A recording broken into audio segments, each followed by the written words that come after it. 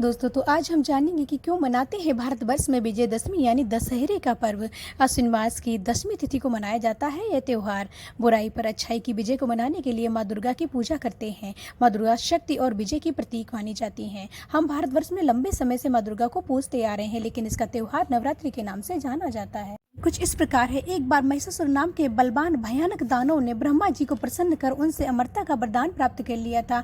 अब तो वह अमरता का वरदान पाकर अहंकार से भर गया था। उसने इंद्र को भी युद्ध में पराजित कर उनका सारा राज्य, प्रिय हाथी और संपूर्ण ऐश्वर्य छीन लिया था और स्वयं उसका अधिष्ठाता बन बैठा था। उसने तीनों लोगों को जीत कर स्वयं वहां पर बैठ गया था। डर के कारण कोई देवता भी उनके खिलाफ एक शब्द भी नहीं बोलता था। ऐसे हाल में त्रिदेवों को प्रसन्न कर देवताओं ने महिषासुर के अंत का उपाय पूछा।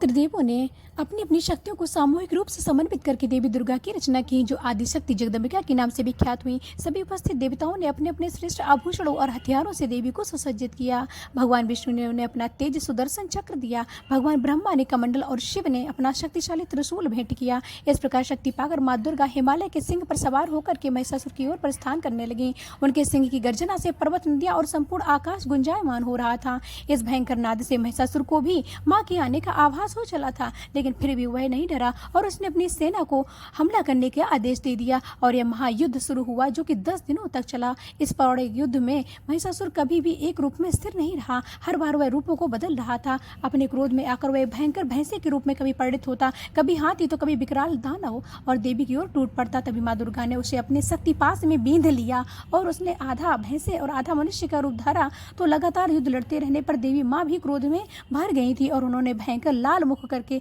अपने त्रिशूल से महिषासुर को पूरे वेग से प्रहार करके मार डाला और उसका वहीं पर वध हो गया।